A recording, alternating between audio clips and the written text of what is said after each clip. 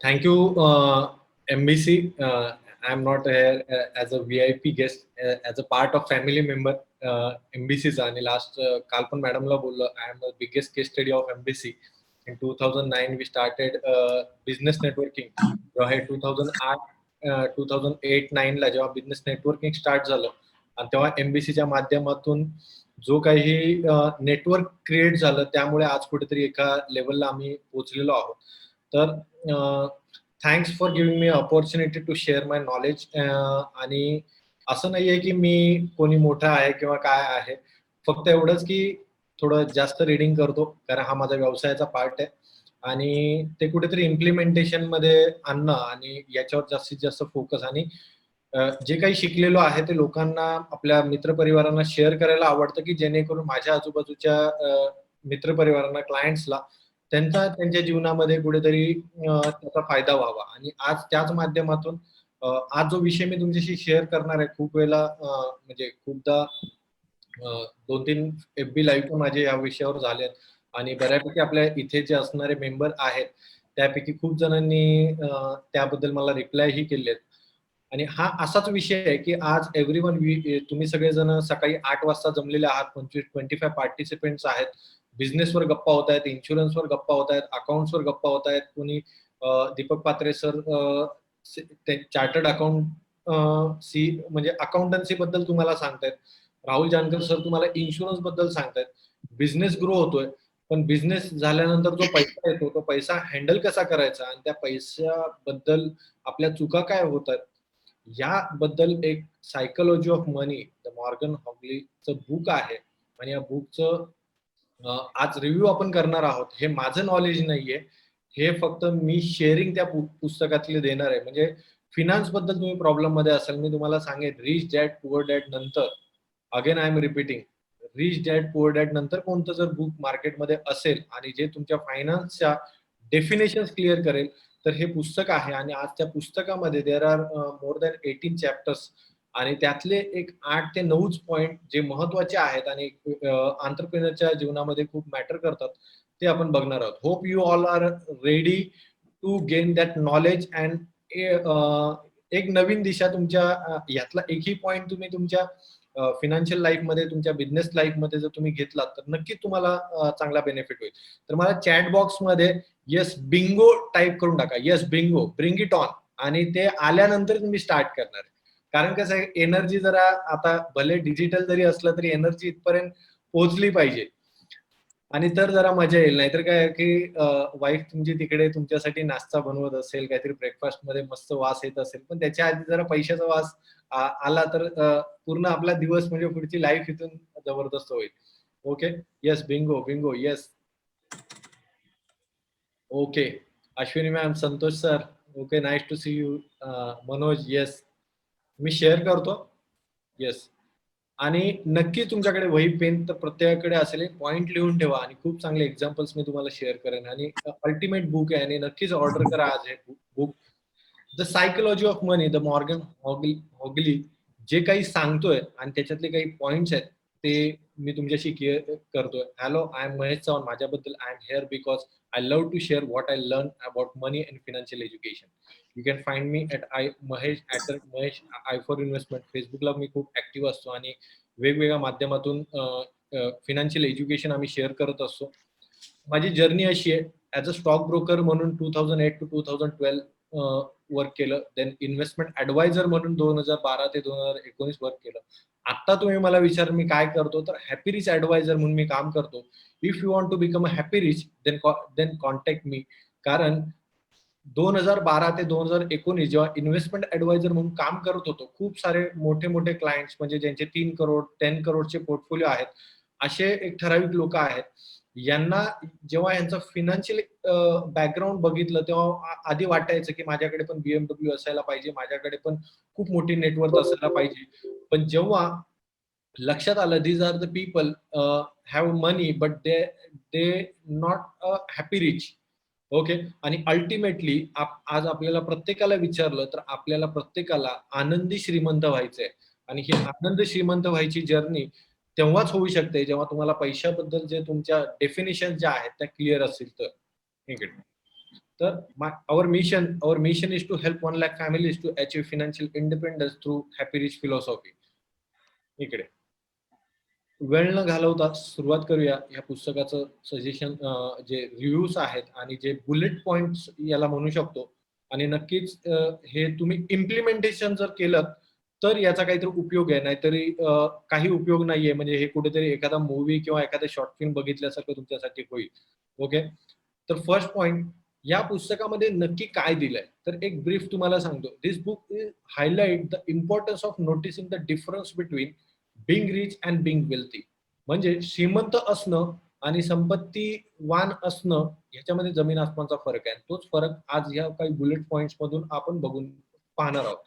People who are rich often make risky decision based on historical data. म्हणजे जे लोक श्रीमंत असतात तेच मोठे मोठे चुकीचे डिसिजन घेतात. आणि खूप वेळा आपण एक नॉर्मल पर्सन आहे, आपण खूप वेळा रिच पर्सनला फॉलो करायला जातो आणि आपण कुठेतरी प्रॉब्लेम मध्ये होतो. People who are wealthy realize that protecting their money by avoiding mistake is the key to success. पण त्याच वेळेला खूप श्रीमंत लोक असतात, ते पैसा मोजून मापून खर्च करत असतात, कारण त्यांना एक यशाचं गणित मिळालेलं असतं की माझ्याकडे असलेला पैसा पहिला प्रोटेक्ट राहिला पाहिजे आणि देन मी वेल्थ क्रिएट करणार. आणि rich people every time they are taking risk, की त्यांना वाटतं माझ्याकडे पैसा आहे आणि मी एव्हरी टाइम रिस्की डिसिजन घेतले तर तो डबल होऊ शकतो. तर तसं नसतं. वेल्थी पीपल जे हे करतात की माझा पैसा पहिला प्रोटेक्शन असला पाहिजे आणि देन मी रिस्क घेणार. ओके. तर कधी लक्षात ठेवा, पैशाबद्दल तुम्ही पैसा डबलची रिस्क घेण्यापेक्षा तुमच्याकडे असलेला पैसा प्रोटेक्ट ठेवून तुम्ही तो कशा पद्धतीने वाढवताय तो महत्वाचा आहे. ह्या पुस्तकाचा मला कळालेला अल्टिमेट मेसेज हा आहे की प्रोटेक्ट युअर मनी. ओके. तर फर्स्ट, सर्वात इम्पॉर्टंट, हा खूप जबरदस्त पॉइंट आहे. The first, try to become average. म्हणजे मी एक ऍव्हरेज पर्सन आहे पैशाच्या बाबतीत, हे आपण ऍक्सेप्ट केलं पाहिजे. आज काय झालंय, आपल्याला कळतं मुकेश अंबानीची प्रॉपर्टी किती आहे, आपल्याला कळतं फेसबुकचा मार्क झुकरबर्गची प्रॉपर्टी किती आहे, आपल्याला कळतं बिल गेट्सचा डिवोर्स झाला त्याच्या वाईफला किती मिळणार. आणि everybody trying to become Bill Gates, everybody trying to become Ambani. पण आपण कुठेतरी मी एक ऍव्हरेज पर्सन आहे हे ऍक्सेप्ट करत नाहीये आज. आणि त्यामुळे we are every time we are trying to taking a bold decision. म्हणजे मी कोणते तरी एक्स्ट्रा ऑर्डिनरी. आणि दॅट्स वाय फिनान्सच्या बाबतीत खूप सारे प्रॉब्लेम क्रिएट होतात.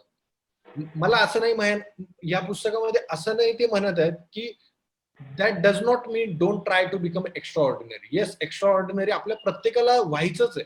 आपला प्रयत्न त्यासाठी, we all are extraordinary. आज सकाळी 8 वाजता तुम्ही सगळेजण झोपलेले आहेत आणि तुम्ही ब्लेझर वगैरे घालून ही मीटिंग अटेंड करताय, तर you are extraordinary. But at the same time पैशाच्या बाबतीमध्ये you try to become average first. म्हणजे ऍव्हरेज फर्स्ट म्हणजे काय, पहिलं तुमच्याकडे कॅश रिझर्व्ह असायला पाहिजे. तुमचा कॅश फ्लो, तुमचा घर खर्च 1 लाख रुपये असेल तर तुमचा कॅश फ्लो 1 लाख रुपयाचा व्हायलाच पाहिजे. फर्स्ट तुमचं ते टार्गेट असायला पाहिजे.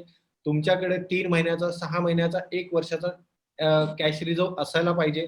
तुमच्याकडे राहुल सरांनी ज्या पद्धतीने इन्शुरन्स सांगितले त्या पद्धतीने इन्शुरन्स असायला पाहिजे. तुमच्याकडे प्रॉपर हेल्थ इन्शुरन्स असायला पाहिजे, प्रॉपर क्रिटिकल इलनेस असायला पाहिजे, प्रॉपर तुमच्याकडे लाईफ इन्शुरन्स असायला पाहिजे. ह्या गोष्टी तुम्हाला ऍव्हरेज बनवतात आणि त्यानंतर तुम्ही बोल्ड डिसिजन घेऊ शकता. आपण काय करतो, आज काय झालं, युट्यूबच्या माध्यमातून we have abundance data and abundance information. आणि आपल्याला वाटतं मला ही इन्फॉर्मेशन मिळाली, आता मला सर्व कळालं. You are getting only data and information. आणि आपण मिस्टेक करतो, डेटा आणि इन्फॉर्मेशनला आपण नॉलेज समजतो. नॉलेज तेव्हाच आहे की त्याचा काहीतरी वापर होतो तेव्हा. बरोबर. First try to become a average, don't try to become extraordinary. Extraordinary मध्ये तुम्ही बोल्ड डिसिजन घेता. हे फिनान्स बद्दल मी तुम्हाला बोलतोय, पैशाच्या बद्दल. ओके. सेकंड, हा ऍव्हरेजच्या बद्दल मी तुम्हाला मस्त स्क्रीनशॉट काढून घ्या. हे सफल निवेशक म्हणून एक वेबसाईट आहे, त्याच्यावर मिळालेलं मला खूप चांगलं माझ्या घरी लावलेलं आहे मी एक 7 दिवसापूर्वीच. आपण आहे ना, आपण कुठेतरी इथे आहोत. ओके. इथे जगातले वर्स्ट पीपल आहेत ना ते इथे आहेत. म्हणजे criminals, scammers, drug addict etcetera. Okay. आणि जे एक्स्ट्रा ऑर्डिनरी पीपल आहेत ना इथे आहेत. ओके. पण ऍव्हरेज पीपल इकडे, हा ब्ल्यू ओशन जो आहे तो आपला आहे. ओके. आणि आपण इथे कुठेतरी आहोत. पण आपली प्रत्येक वेळेला आपलं टार्गेट काय असं, मला इथे पोहोचायचंय.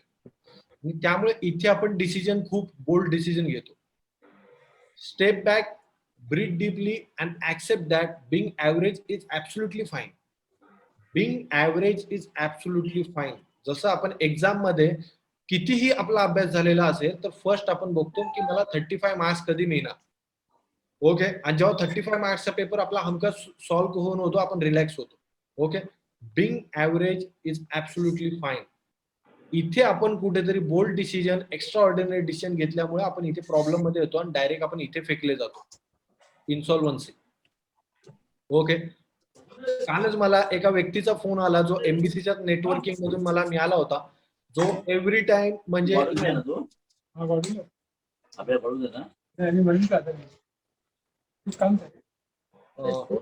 Hello. Everybody else, please mute yourself.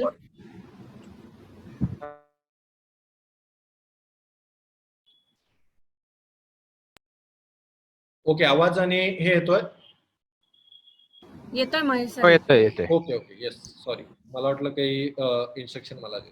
Okay, तर खूप वेळा बिंग ऍव्हरेज म्हणजे try to at a first level of, तुम्ही ट्राय टू बिकम ऍव्हरेज जर आपण ऍक्सेप्ट केलं तर आपण पुढे खूप चांगल्या पद्धतीने जाऊ शकतो. ओके, त्यानंतर don't ignore power of compounding. Write down, हे लिहा, पॉवर ऑफ कंपाऊंडिंग आहे ना, टाइम इज युअर फ्रेंड. म्हणजे तुमची छोटी जरी इन्व्हेस्टमेंट असेल ना, त्याला संपत्तीमध्ये पॉवर ऑफ कंपाऊंडिंग हे करू शकता. ह्या आधीच म्हणजे लास्ट मंथ मध्येच एक बुक रीड केलं, म्हणजे फक्त पॉवर ऑफ कंपाऊंडिंग वर हे बुक आहे. म्हणजे power of compounding not only in your finance, power of compounding will play bigger role in your career, professional career. म्हणजे खूप वेळेला आपण बिझनेस करत असतो आणि आपल्याला प्रॉफिट येत नसतो, but at a same time तुमचं गुडविल क्रिएट होत असतं आणि it will help you to become a power of compounding of your career. आणि त्याचं एक सिंपल मी तुम्हाला उदाहरण दाखवतो. हे बघा, द पॉवर ऑफ कंपाऊंडिंगचं ह्या जगातलं सर्वात मोठं एक्झाम्पल आहे वॉरन बफेट. इथे 99% of Warren Buffett's wealth was earn after his 50th birthday. म्हणजे 50व्या वाढदिवसानंतर त्याची 99% वेल्थ क्रिएट झाली. आपण काय बघतोय, लास्ट 3 इयर्सचा हा ग्राफ बघतोय फक्त इथे. ते पण किती कधी क्रिएट झाल्या बघा, 66 इयर मध्ये 17 बिलियन आणि तिथून 83 इयर मध्ये 58 बिलियन. ओके, तुम्ही आपण हा प्रवास कुठे नाही.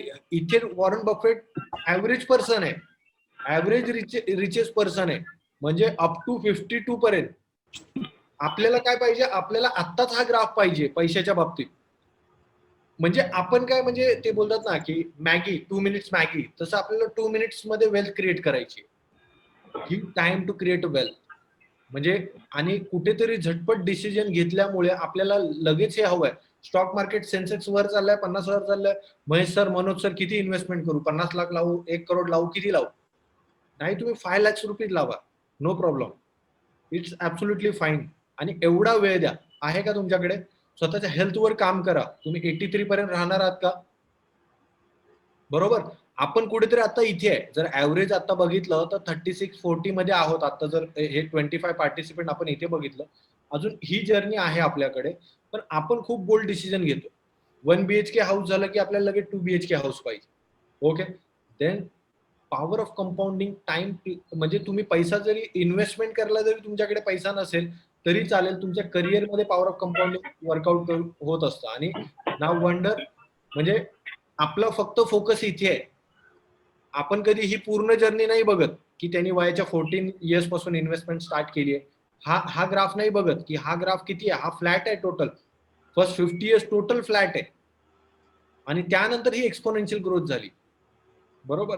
त्यामुळे तुमच्या आजूबाजूला ही जी रिच लोक दिसतात, श्रीमंत लोक दिसतात, आपण त्यांचे हे ग्राफ बघतो. ओके, आणि आपल्याला वाटतं की त्याचं सगळं हे असंच झालेलं आहे, अपग्रेडेशनच झालेलं आहे. ओके, पण त्यांनी मागे किती पडद्यामागची स्टोरी आपल्याला माहिती नसते. बरोबर. मग त्यामुळे कुठे try to become a average. Second, power of compounding. त्यानंतर we all have unique experience of investing. Okay, one success did not help everyone even in the same time zone. हा खूप मोठा पॉइंट आहे. स्टॉक मार्केटमध्ये आज सगळेजण investment करतात, real इस्टेटमध्ये सगळेजण इन्व्हेस्टमेंट करतायत, सेम टाइम झोन मध्ये करतायत. तरी पण तुम्ही बघितलं असेल प्रत्येकाचे रिटर्न्स डिफरंट आहे.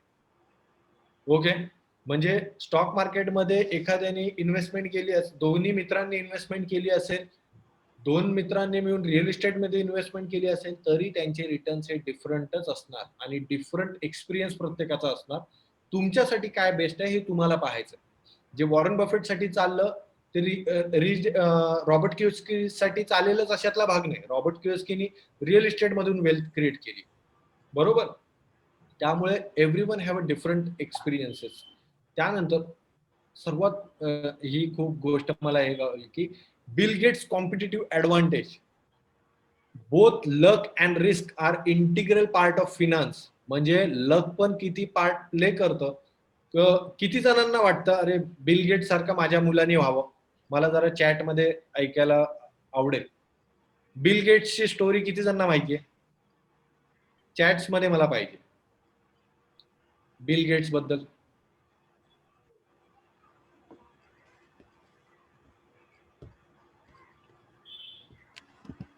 बिल गेट्स बद्दल किती जणांना वाटतं की असं माझ्याही मुलाने एकदम जबरदस्त कम्प्युटर लॅपटॉप हँडल करावे?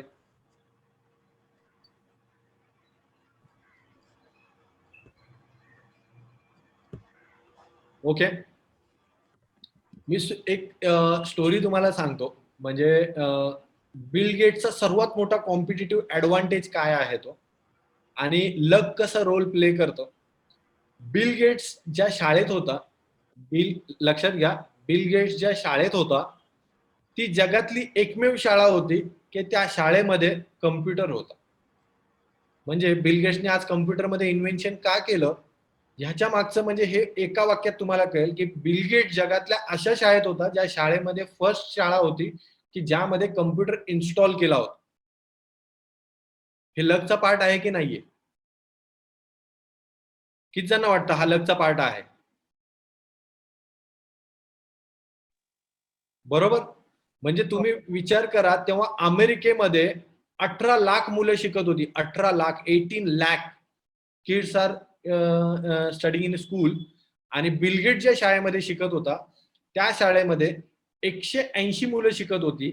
त्यातील जी हुशार मुलं होती त्यांनाच फक्त ह्या कम्प्युटरचा ऍसेस होता आणि ह्या कम्प्युटरची जी लॅब होती याची चावी या बिल गेट्सकडे असायची.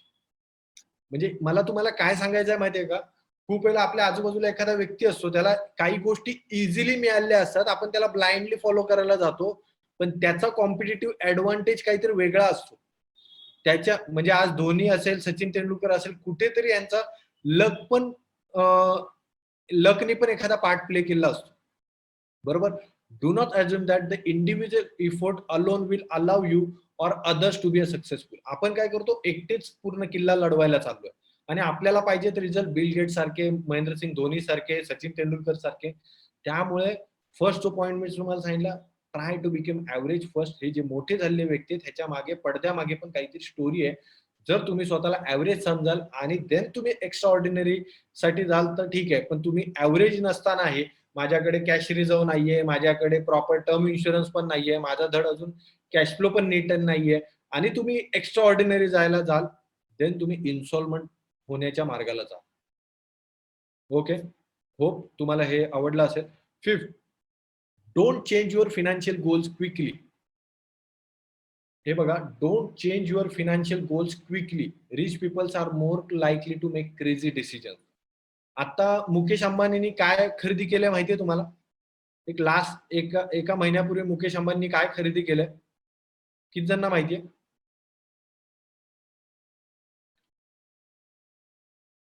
मी आन्सरची वाट बघतोय. मुकेश अंबानीने लास्ट मंथ मध्ये काहीतरी खरेदी केली आहे. कोणी सांगू शकतं काय खरेदी केली आहे?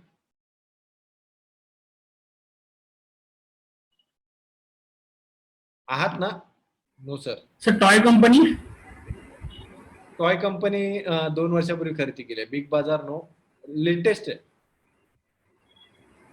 कंट्री क्लब हे हॉटेल चेन आहे, ITC आणि याच्यासारखी. त्यांचं इंग्लंड मधलं जे मेन म्हणजे त्यांचं लँडमार्क असलेलं जे हॉटेल आहे ते 500 करोड प्लस ला मुकेश अंबानी खरेदी केलंय.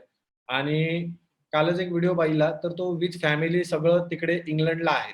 ओके, म्हणजे rich people are more likely to make crazy decision. पण आपण काय करतो, आपण क्रेझी डिसिजन कसे घेतो, तर आपण काय करतो, एकच मिनिट, हा, आपण पण एक कार घेतली तुम्ही, आज तुम्ही मारुती स्विफ्ट घेतली, ज्या दिवशी तुम्ही मारुती स्विफ्ट घेता त्याच्या दुसऱ्या दिवशी तुम्हाला स्वप्न पडतं आता नेक्स्ट कार कोणती. ज्या दिवशी तुम्ही 1 BHK घर घेता त्या दिवशी तुम्हाला दुसऱ्या दिवशी वाटतं आता नेक्स्ट गोल 2 BHK. तुम्ही ते घर एन्जॉय नाही करत. ओके, तुम्ही आज एखादा मोबाईल घेतला तर तुम्हाला वाटतं नेक्स्ट मोबाईल कोणता. म्हणजे every time we are in endless desire mode. म्हणजे कंटिन्युअस लेवलला we are changing our goals. पण आपण ते गोल एन्जॉय नाही करत आणि असं होतं की तुम्ही गोल एन्जॉय करत जाता आणि कधी 80 पर्यंत पोहोचता तुम्हाला कळत नाही आणि नंतर कळतं की हा प्रवास जो होता तोच खूप एन्जॉयबल असायला पाहिजे होता. पण एव्हरी टाइम तुम्ही गोल पोस्ट ऍड करत जाता इकडे आणि त्यामुळे काय होतं की एव्हरी टाइम इन हरी आणि प्रत्येक वेळेला तुम्हाला फिनान्शियल डिसिजन घ्यावे लागतात. म्हणजे घर घेतलं 4 वर्ष झाले, 5 वर्ष झाले, आता मला कार घ्यायची, कार घेतली, आता मला युरोप टूरला जायचंय. एव्हरी टाइम आपण काही ना काहीतरी फिनान्शियल गोल्स आपल्याला समोर ठेवतो आणि त्यामुळे आपण आपली फिनान्शियल लाईफ खूप मेस करतो. डोंट ट्राय टू बिकम, म्हणजे ठराविक 3 ते 4 परफेक्ट गोल ठेवा आणि त्या गोलवर स्टिक राहा आणि लाईफ एन्जॉय करा. या पुस्तकामध्ये मॉर्गन ऑगली सांगतोय. त्यानंतर people believe wealth will make them popular, हे पण खूप महत्वाचं आहे. म्हणजे खूप वेळेला काय होतं की मी 3 BHK घर घेतलेलं आहे, मी मर्सिडीज घेतलेली आहे, मी ऑडी घेतलेली आहे, तर लोकांना वाटतं की आता लोक मला ऍडमायर करतील, आता लोक माझ्याकडे बघायला लागतील. सगळे लक्ष देतात. मी पुढची स्लाइड जी शेअर करतोय मला सगळ्यांचे आन्सर हवेत तरच मी पुढे जाईन, नाहीतर मी इथे स्टॉप होईल. ओके, पुढे मी जी स्लाइड ओपन करेल तर तुम्हाला फर्स्ट काय दिसतंय ते मला सांगा. म्हणजे पहिली कोणती गोष्ट तुम्हाला दिसली. ओके, ही मस्त छान ऍक्टिव्हिटी लाईफ टाइम तुमच्या लक्षात राहील, तुम्ही तुमच्या मुलाला शिकवू शकता. ओके, तर सगळे रेडी आहात? ओके, काय दिसतंय तुम्हाला ह्या फर्स्ट काय दिसलं या स्लाइड मध्ये? लोगो. कुठे लक्ष गेलं तुमचं? मर्सिडीजचा लोगो. मर्सिडीजचा लोगो. ओके, नंतर कुठे लक्ष गेलं? त्या माणसाकडे. त्याची रिॲक्शन सर हे नाहीये. ओके, म्हणजे जेव्हा जेव्हा लक्षात घ्या, मला एक खूप म्हणजे ही जबरदस्त गोष्ट या पुस्तकामध्ये लेखक शेअर करतोय की जेव्हा आपण ही कधी कार पाहतो तेव्हा पहिलं लक्ष आपल्याला त्या कारकडे जातं. आपलं लक्ष नाही जात कोण चालवतोय, आपल्याला देणं घेणं नाहीये त्याशी. आणि तेव्हा आपण आपल्या मनात काय बोलत असतो की एक ना एक दिवस माझ्याकडे ही कार येईल. आपण त्या व्यक्तीला कधी बघत नाही, पण त्या व्यक्तीला काय वाटत असतं माहितीये का, people are looking for me, म्हणजे लोक माझ्याकडे बघतायत. तुम्हाला ही कार लक्षात राहील, म्हणजे कुठे तर तुम्ही मुंबई पुणे ट्रॅव्हल करताय, फूड मॉलला थांबलेले आहात, तिथे तुम्हाला अशी कोणती तरी कार दिसेल किंवा तुमच्या बाजूने जाईल, कधीच या व्यक्तीकडे बघत नाही. ओके, जेव्हा तुम्ही कुठेतरी एखाद लक्झरी घरामध्ये जाता किंवा काय हे जाता, तो व्यक्ती ते लक्झरी घर बघत असतो. पण जेव्हा फिनान्सची गोष्ट येते इकडे, तेव्हा आपल्याला वाटतं की माझ्याकडे लक्झरी गोष्ट असाव्यात आणि मला त्यातून लोकांनी ऍडमायर करावं. ओके, मला इथे हे लेखक इथे हे नाही म्हणत आहे की तुम्ही लक्झरी गोष्टी घेऊ नका. तो बोलतो लक्झरी गोष्टी घ्या, तुम्ही एन्जॉय करा त्याचं. म्हणजे मर्सिडीज तुम्हाला कार चालवायला आवडते ना, तर येस तुम्ही त्यासाठी काम करा, तुम्ही मर्सिडीज घ्या, पण त्याचा उद्देश हा तुमची एन्जॉयमेंट असायला पाहिजे, लोकांना शो ऑफ नसायला पाहिजे. Okay, hope all will be clear. कारण खूप वेळा आपण डिसिजन त्या पद्धतीने घेत असतो की माझ्याकडे काय असायला पाहिजे आणि लोक मला ऍडमायर लोक काही ऍडमायर करत नाहीत. लोक स्वतःच्या झोन मध्ये असतात आणि ते फक्त तुमच्याकडे बघत असतात. ओके, आणि त्या फक्त बघण्यासाठी जर तुम्ही बोल्ड डिसिजन घेत असाल आणि त्या कार मध्ये बसत असाल आणि तुम्ही ₹1,25,00,000 EMI पे करताय, तुम्ही एन्जॉयच करू शकत नाही. त्यामुळे कोणतीही लक्झरी गोष्ट घेताना हा विचार करा, मी लोकांनी माझ्याकडे ऍडमायर करावं म्हणून घेतोय की माझ्या गरजेसाठी घेतोय, माझ्या फॅमिलीसाठी घेतोय, मी त्याचा उपभोग घेणार आहे. ओके, पुढे जाण्याआधी कसं वाटतंय ते मला सांगा. म्हणजे नाहीतर उगच हे कसं आहे की ते कीर्तन ऐकल्यासारखं नको. दादा एकदम जबरदस्त. ओके, जबरदस्त संजय दादा, थँक्यू. अजून पुढे जाणार, अरे अजून एक सर तीन खूप खूप मोठे जबरदस्त. तीन जबरदस्त पॉइंट आहेत पुढे सर जाण्याआधी. सर खूपच आय ओपनर आहे सगळ्यांसाठी.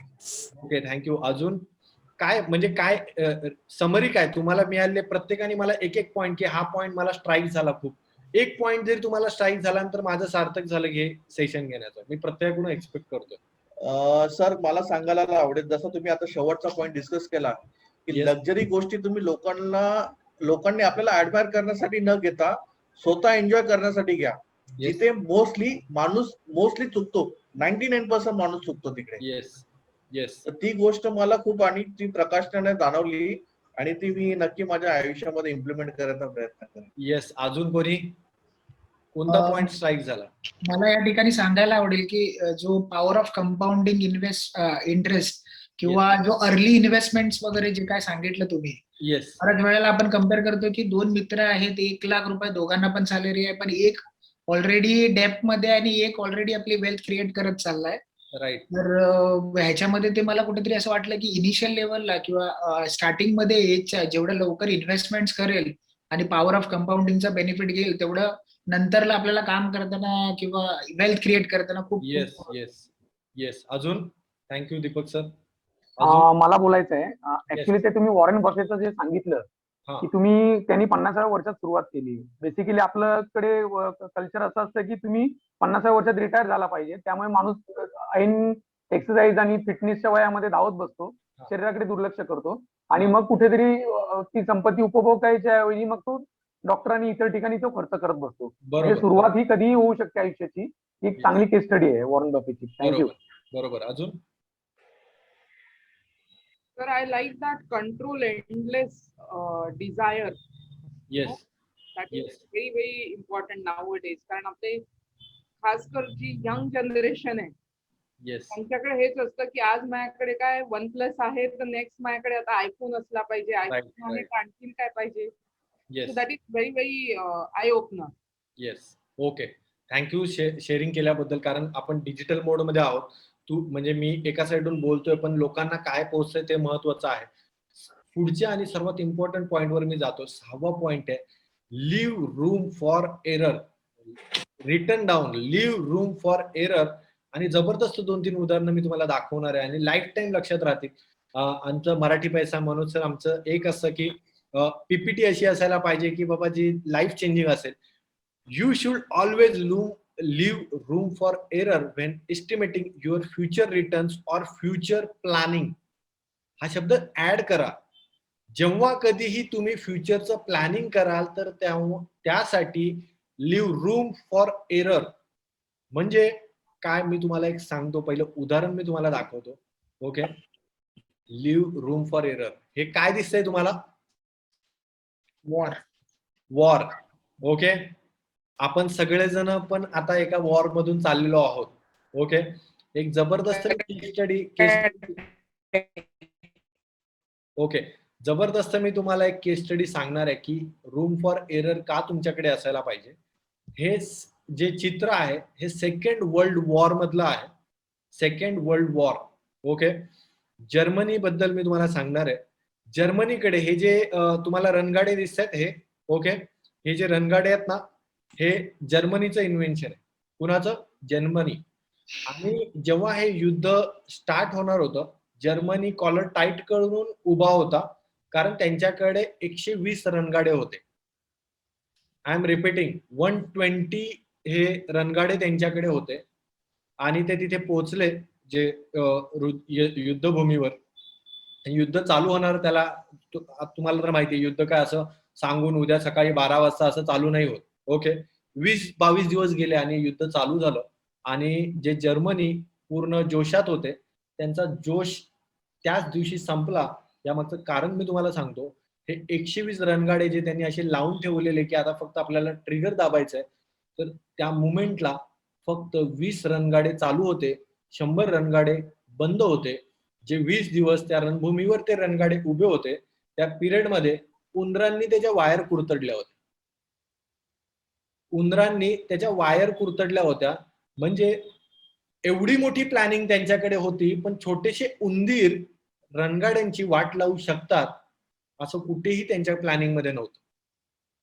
ओके, लाईफ मध्ये आपण खूप सारे प्लॅनिंग करत असतो, पण एखादी छोटी गोष्ट, आणि जसं आज कोरोना आलेला आहे, कोरोनाचा जो विषाणू आहे किंवा जो व्हायरस आहे, तुम्हाला माहिती आहे जगभरामध्ये आतापर्यंत जेवढा स्प्रेड झालेला आहे, ओके, जेवढा स्प्रेड झालेला आहे, ते सर्व विषाणू जर आपण अॅक्युमुलेट केले, ओके, तो जे व्हायरस जर अॅक्युमुलेट केले तर ते केवढे भरतील माहिती आहे तुम्हाला?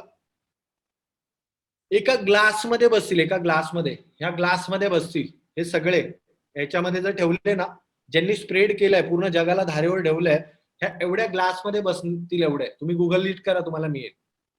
एवढ्या ग्लासमध्ये बसतील एवढ्या व्हायरसनी पुऱ्या जगाला हे केलेलं आहे. इथे ह्या 120 रणगाड्यांना उंदीर त्यांनी त्याच्या वायर कुरतडल्या आणि 100 रणगाडे बंद झाले आणि जर्मनीला पराभवाचा सामना करावा लागला इकडे, बरोबर. तसंच एक सिंपल उदाहरण तुम्हाला दाखवतो. हे काय माहितीये? बिग शिप आहे. बिग शिप आहे. कुठून चाललंय ते? सुएझ मध्ये. बरोबर, कॅनल मधून चाललेलं आहे. लास्ट मंथ मध्ये अशीच एक घटना घडलेली, माहिती आठवते तुम्हाला संजय दादा? हो, आठवते दादा. ही घटना होती ती हो एव्हरग्रीन. हो, बरोबर आहे. हे का होतं माहितीये का? मध्ये हे का होतं? There is no room for error. म्हणजे रूम फॉर म्हणजे आपणही चुकू शकतो असं आपण मान्यच करत नाही. ओके, मग त्यामुळे व्यवसायामध्ये पैशाच्या बाबतीमध्ये तुम्ही कितीही तुमच्याकडे पैसा असेल किंवा काय असेल, तर जेवढं तुम्ही रूम फॉर एरर्स ठेवाल तेवढं खूप चांगलं आहे. ओके, ते देन एकच मिनिट.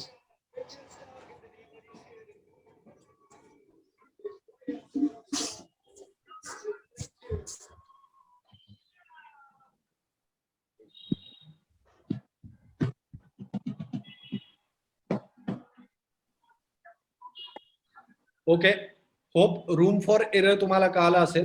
आणि रूम फॉर एरर मध्ये म्हणजे जर तुम्ही 10 लाखाचं प्लॅनिंग करत असाल तर कुठेतरी तुमच्याकडे 12 लाख रुपयाचं 2 लाख रुपये एक्स्ट्रा ठेवा. 20% रूम फॉर एरर. माझंही चुकू शकतं, कोणतीही नॅचरल क्लायमेटी घडू शकते, कोणतंही फिनान्शियल डिसिजन चुकू शकतं, तर फिनान्स मध्ये तुमच्याकडे रूम फॉर एरर असायलाच पाहिजे. त्यानंतर 7, don't follow rich people blindly. श्रीमंत लोकांना ब्लाइंडली फॉलो करू नका. आणि याचं उदाहरण तुम्हाला फिनान्स मध्ये मी खूप वेळा देतो की विजय मल्ल्या, ह्याचं स्वतःच किंगफिशर म्हणून वाईन ब्रँड होता. ओके, बियर वगैरेचा ब्रँड होता. इंडियामध्ये टॉप मोस्ट नाही, आत्ताच्या घडीला डियागोनी ही कंपनी ऍक्वायर केली आहे.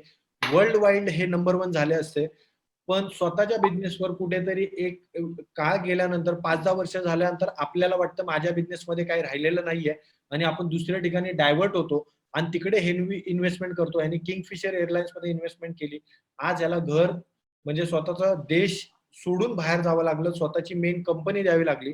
त्यामुळे रिच लोकांना, श्रीमंत लोकांना ब्लाइंडली फॉलो करू नका असं हे पुस्तक सांगतं.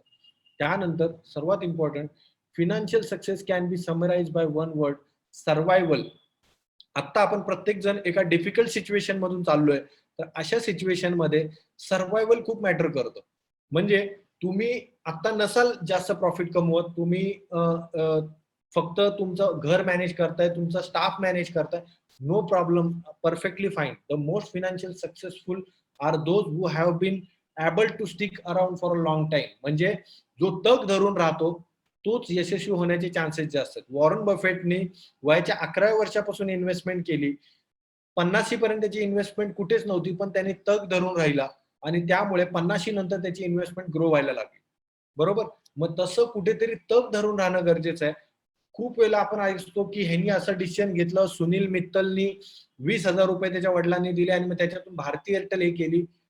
हे लकचा पार्ट प्ले करू शकतं आणि लक तुम्हाला प्रत्येक वेळेला हेल्प करू शकत नाही, पण तुमचं तग धरून राहणं, तुमचं सर्व्हायव्हल राहणं खूप महत्वाचं आहे. खूप जण फिनान्शियल प्रॉब्लेम मधून जात असतील, नो प्रॉब्लेम, तुम्ही सर्व्हाइव्ह करा. आताच्या घडीला फक्त सर्व्हाइव्ह करा. सर्व्हाइव्ह करता आलं पाहिजे. कोणतेही जगातले प्रॉब्लेम सॉल्व्ह होऊ शकतात, फक्त सर्व्हाइव्ह करणं तुम्हाला जमलं पाहिजे इकडे. आणि 9th आणि सर्वात important point, your saving rate is your की. लिहून घ्या, your savings rate is a की. म्हणजे काय, आज किती जणांना वाटतं की मी वर्षाला आहे ना जर मनात आणलं ना तर वाईटात वाईट मी 1 लाख रुपये तरी सेव्ह करू शकतो वर्षामध्ये. 1 लाख म्हणजे महिन्याला 7 ते 8 हजार रुपये सेव्ह करू शकतो. मला सांगा किती जणांना वाटतं, खरं मनापासून सांगा की नाही मी वाटतं 1 मला. लाख रुपये तरी सेव्ह करू शकतो. किती जणांना वाटतं त्यांनी टाका. मी तुम्हाला खूप चांगलं म्हणजे त्याच्या 1 लाखाचं महत्व मी तुम्हाला सांगतो. ओके, विवेक सर येस, दीपक पात्रे sir yes I can, Sudhir Patil sir yes sir, yes sir. Okay, Gajanan, सगळ्यांना वाटतं की येस मी 1 लाख रुपये सेव्ह करू शकतो. तुम्हाला माहिती आहे ते 1 लाख रुपये जर तुम्ही सेव्ह केलेत तर त्याची मार्केटमधली व्हॅल्यू तुम्हाला सांगतो. आज 1 लाख रुपये मार्केटमध्ये कमवायला तुम्हाला कमीत कमी 15 लाख रुपयाची FD करावी लागते. Right or wrong? 1 lakh yes रुपये सर. True sir. कमवायचे आहेत ट्रू ट्रू easily, ट्रू. तर तुम्हाला 15 लाख रुपयाची FD करावी लागते. फर्स्ट, तुम्हाला स्टॉक मार्केटमध्ये 5 लाख रुपयाची रिस्क घेतली तर वर्षाला तुम्ही 1 लाख रुपये कमवू शकता. 5 लाख रुपयाची रिस्क घेतली बोलतोय मी. 5 लाख रुपये डायरेक्ट तुम्ही मार्केटमध्ये लावले, तिथे रिस्क आहेत. Every money invested in stock market it's in totally in risk. 5 lakh रुपये तुम्ही मार्केटमध्ये लावले तर इझिली तुम्ही 1 लाख रुपये कमवू शकता. पण तुमचे 5 लाख रुपये रिस्क मध्ये आहेत, लक्षात घ्या. बरोबर. त्यानंतर आपल्या व्यवसायामध्ये घ्या. तुम्ही स्वतःच्या व्यवसायामध्ये 5 लाख रुपये लावले किंवा 2 लाख रुपये लावले तर तुम्ही वर्षभरामध्ये त्याच्यावर 1 लाख रुपये कमवू शकता. हे आपल्याला माहिती आहे स्ट्राईक रेट. पण जर तुमच्याकडे 2 लाख रुपये नाहीयेत व्यवसायामध्ये लावायला, तुमच्याकडे 5 लाख रुपये नाहीयेत स्टॉक मार्केटमध्ये लावायला, तुमच्याकडे 15 लाख रुपये नाहीयेत FD मध्ये करायला, तर पण तुमच्या हातात आहे, तुम्ही प्रत्येकाने सांगितलंय येस मी 1 लाख रुपये सेव्ह करू शकतो, तर तुम्हाला थांबवलंय कोणी? आपल्याला वाटतं काय 1 लाखाने काय होईल, पण 1 लाख रुपये कधी येतात, 1 लाख रुपये व्याज मला कधी मिळतं ह्याचं आपण कधी गणितच करत नाही. ओके, त्यामुळे सेव्हिंग करण्यासाठी सेव्हिंग करा.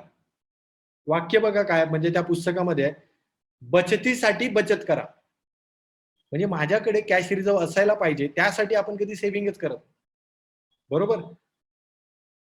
किती जणांना पटलं हे की मी 1 लाख रुपये करू शकतो म्हणून? पटलंय. पटलंय. येस. Yes sir. येस हेच सर. आहे की मगासपासून जे आपण पॉइंट डिस्कस केले, आणि नक्कीच तुम्हाला सांगतो हे पुस्तक अल्टिमेट आहे. हे जरी 9 पॉइंट्स, काही गोष्टी खूप क्रिटिकल आहेत त्या पुस्तकामध्ये. म्हणजे मला एक जाणवलं, मी खूप सारे पुस्तकं वाचतो, या पुस्तकामध्ये जे 18 चॅप्टर्स आहेत ना, आता जसं मी तुम्हाला सांगितलं पॉवर ऑफ कंपाऊंडिंग, तर बघा पॉवर ऑफ कंपाऊंडिंगचं पुस्तक आहे. या पुस्तकामध्ये एक चॅप्टर आहे की सर्व्हाइव्ह इन डिफिकल्ट टाइम्स, तर त्याच्यावरही पुस्तक आहे.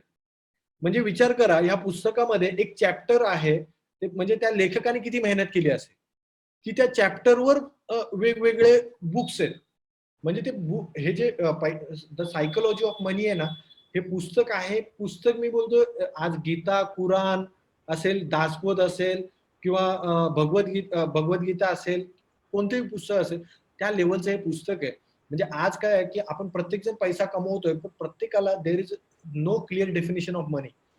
ओके, आणि ती पैशाची तुमचं डेफिनेशन क्लिअर व्हायची असेल तर द सायकोलॉजी ऑफ मनी, हे जे 9 पॉइंट सांगितले, हे नक्की तुमच्या जीवनामध्ये इम्प्लिमेंट करा इकडे, तर त्याचा काहीतरी फायदा तुम्हाला होईल. आणि तर तुम्ही तुमच्या फायनान्शियल लाईफला एक चांगली डायरेक्शन देऊ शकता. काही क्वेश्चन्स आहेत का? एक 2-3 क्वेश्चन्स आपण घेऊ आणि I will hand over to president. काही क्वेश्चन? सेशन खूप जबरदस्त होता आणि ऍक्च्युली इतकं छानपणे तुम्ही एक्सप्लेन केलंय ना. क्वेश्चन नाही आहेत, पण थॉट प्रोसेस अशी झाली आहे की अंतर्मुख झाले असतील सगळे, की खरंच हे आपण करू शकतो, करत नाहीये. खूपशा गोष्टी अशा आहेत ज्या आपल्याला माहिती आहेत, पण आता ते अपफ्रंट डोळ्यासमोर आल्यामुळे ना थोडंसं बाचकायला झालं. अरे बापरे, I am thinking of this but I never implemented. Yes. So thank you so much. तुम्ही हे इतकं क्लिअरली दाखवलंय ना, अँड आय एम शुअर की आपण हे असे सेशन खूपदा तुम्हाला आम्ही इन्व्हाइट करत राहू time to time, so that you will help us to open our eyes. मी जाताना एक, म्हणजे तुम्ही जे इम्प्लिमेंटेशन बोललात, ओके, त्याच्याबद्दल एक छोटीशी स्टोरी शेअर करतो. मी स्वतः इम्प्लिमेंटेशन मध्ये परफेक्शनिस्ट असल्याचा मला वाटतं. मला परफेक्टच असायला पाहिजे आणि तिथे मी रॉंग आहे हे मला आता एक 5-6 महिन्यापूर्वी रिअलाइज झालं की परफेक्शन मध्ये आपण खूप वेळा टाइम घालवतो. त्यामध्ये मी तुम्हाला एक मस्त एक स्टोरी सांगतो. एक वेब सिरीज आहे ऍस्पिरंट्स म्हणून. युपीएससी एमपीएससी ला जी मुलं बसतात ओके, तर त्यांच्यावर एक युट्यूबला आली, नक्की बघा, खूप चांगली वेब सिरीज आहे. त्या मध्ये एक स्पीच आहे आणि त्या स्पीच मध्ये हे दिलेलं एक्झाम्पल आहे ते मी तुम्हाला शेअर करतो आणि नक्की तुम्हाला ते आवडेल की इम्प्लिमेंटेशन किती इम्पॉर्टंट आहे. म्हणजे आज आपल्याकडे डेटा आणि इन्फॉर्मेशन आहे आणि डेटा आणि इन्फॉर्मेशन पेक्षा इम्प्लिमेंटेशन कसं हेल्प करतं. म्हणजे त्या वेब सिरीज मध्ये एक सांगितलेलं आहे की काही 2 गट केले, 2 ग्रुप केले. एक ग्रुप होता की जिथे 10 मुलं आहेत, दुसऱ्या ग्रुपमध्ये पण 10 मुलं आहेत. 10 मुलांना सांगितलं गेलं की तुम्हाला एक मातीचं मडकं बनवायचंय ओके. एक मातीचं मडकं, लक्षात घ्या मी काय सांगतोय ते. एक मातीचं मडकं बनवायचं आहे, ते जबरदस्त असायला पाहिजे, ते क्वालिटी जबरदस्त असायला पाहिजे ओके. आणि त्यांना सांगितलं 10 दिवसानंतर 11व्या दिवशी तुम्ही इथे परत यायचंय आणि ते मातीचं मडकं घेऊन यायचंय ओके. तो ग्रुप गेला ते बनवायला. पुढचे जे 10 जण होते त्यांना सांगितलं, म्हणजे दोन्ही वेगवेगळे होते, कोणी समोरासमोर नव्हते. पुढची जी 10 मुलं होती, एक सेकंड ग्रुप होता, ग्रुप बी आपण त्यांना बोलूया, त्यांना सांगितलं गेलं की तुम्हाला मॅक्झिमम मडकी बनवायची आहेत पुढच्या 10 दिवसामध्ये. मॅक्झिमम तुम्हाला काय रॉ मटेरियल लागेल सर्व आम्हाला सांगा, तुम्हाला लागेल तेवढं रॉ मटेरियल दिलं जाईल आणि तुम्ही 10 दिवस तुम्ही मडके बनवा आणि 11व्या दिवशी या, आपण बघूया कोण जिंकतंय. तुम्ही बिलीव्ह नाही करणार, 11व्या दिवशी जेव्हा ही दोन्ही लोक आली, यांनी तर मडकं बनवलेलं, छानसं मडकं बनवलेलं पहिल्या ग्रुपनी, ग्रुप ए नी. पण ग्रुप बी नी किती मडकी बनवलेली माहितीये? More than 200. आणि त्या 200 पैकी काही तुटकी फुटकी पण होती, म्हणजे लो क्वालिटी. पण यांनी जे एक मडकं बनवलं होतं तसे यांनी 50 मडकी बनवली होती. म्हणजे they are in a quantity बनवायची, पण ते कुठे क्वालिटीमध्ये नव्हते जास्त ओके. इकडे अल्टिमेटली काय आलं, सेम 10 दिवसामध्ये हे एकच मडकं बनवत होते. ते 7 दिवस माती कुठे आणायची, हे कुठून आणायची, म्हणजे थिंकिंग प्रोसेस. इम्प्लिमेंट नंतर करू, 10व्या दिवशी आपण बनवू वगैरे वगैरे ओके. पण हे होते ते पहिल्या दिवसापासून भेटेल त्या मटेरियल पासून, कारण त्यांना वाटलं की जास्त मडकी आपण बनवली तर आपण जिंकणार. आणि त्या प्रोसेसमध्ये त्यांनी तशी 50 मडकी बनवली. सांगायचं तात्पर्य काय की तुम्ही take in perfect action in right direction. म्हणजे तुम्हाला कळालंय की सेव्हिंग गरजेची आहे, saving is right. Take imperfect action, don't wait for perfect action. माझ्याकडे 10,000 रुपये आले तरच मी सेव्ह करणार, माझ्याकडे 15,000 आले तरच मी सेव्ह करणार. आता तुमच्या खिशात 1000 आहेत ना, ते पहिले 1000 रुपये बाजूला काढून कुठेतरी ठेवा. Take imperfect action. आणि action leads to result. Without action there is a no result. मग सगळी ज्ञानबाजी आहे. महेश चव्हाण काय, उद्या कोणी तो मॉर्गन हॉगली आला किंवा कोणी जरी आला तर तुम्ही इम्प्लिमेंटेशन कधीच होणार नाही ओके. होप सगळ्यांना आवडलं असेल, कदाचित जास्त टाइम घेतला असेल त्याबद्दल पण क्षमस्व. आमचं मराठी पैसा म्हणून ऍप आहे, या ऍपवर अशाच गोष्टी आम्ही शेअर करत असतो. हे जे समरी जे तुम्ही पाहिली 1 ते 2 दिवसामध्ये आपला हा लेख पण प्रसिद्ध होईल याच्याबद्दल, आणि असे वेगवेगळे व्हिडिओ पण आपण त्याच्यावर अपलोड करत असतो. तर मराठी पैसा ऍप डाउनलोड करा, की कारण पैसा कमवायला प्रत्येक जण शिकतो, पण पैसा वापरायचा कसा, हाताळायचा कसा, यासाठी मराठी पैसा काम करतो. आणि नक्की मला तुमचे रिव्ह्यू पण जाणून घ्यायला आवडतील. कसं वाटलं, माझा नंबर मी तुमचे शेअर करतो, नक्की मला शेअर करा. 9821899211 हा माझा नंबर आहे. आणि मी एक लिंक शेअर करेन आणि त्याच्यावर तुमचं फिनान्शियल प्लॅनिंग थ्रू तुम्हाला हॅपी रिच व्हायचं असेल, नक्की पैशाबद्दल कोणत्याही व्याख्या तुमच्या क्लिअर करायच्या असतील, डेफिनेटली कॉन्टॅक्ट मी. माझे पार्टनर मनोज सर तिथे आहेतच. आणि नक्की कसं वाटलं मला व्हॉट्सअपवर कळवा, मला खूप आनंद होईल आणि असे वेगवेगळे सेशन घ्यायला नक्कीच आवडतील okay. Hand over to president. Thank you.